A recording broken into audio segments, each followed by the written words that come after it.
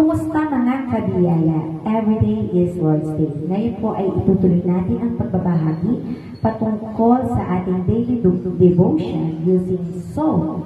Ating alamin kung ano ang katumbas ng S sa ating song. S is for Scripture. Bakit Scripture ang ating pinagkukunan ng araw-araw na pag-aaral o devotion?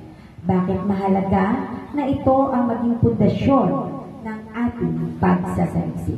Bakit hindi na lang tayo kumuha ng mga salita mula sa mga mahuhusay na philosopher, motivational speaker, o mga tanyag na tao sa larangan ng panulat at siyang ating himayin at pag-aralan? Dahil iba ang Scripture o kasulatan, sapagkat ito ay salita ng Diyos at hindi ng tao. Nasusulat sa 1 chapter 5 verse 39.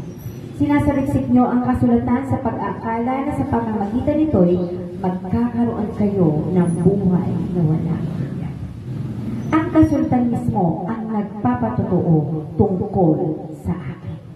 At ano ang isinulat ni Pablo sa 2 Timoteo chapter 3 verse 16? Lahat ng kasulatan ay isinulat sa pamamagitan ng kapangyarihan ng Diyos at mapapakinabangan sa pagtuturo ng katotohanan, pagsasaway, pagtutuwid, at sa pagsasanay sa matuwid na pamumuhay.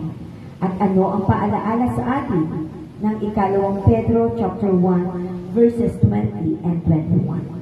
Higit sa lahat, dapat ninyong tandaan na ang lahat ng isinulat ng mga propeta sa kasulatan ay hindi ayon sa sarili nilang interpretasyon, sapagkat hindi galing sa sarili nilang kalooban ang mga ipinangaral nila, kundi sa banal na Espiritu na nag-udyok sa kanila upang sabihin ang salita ng Diyos. Purihin ang Panginoon. Nawa ay natuto ka sa aking ibinahagi sa araw nito. Sa susunod na video ay ipapaliwanag ko naman kung ano ang katumbas ng O sa ating song. Thank you for watching and please follow us for more.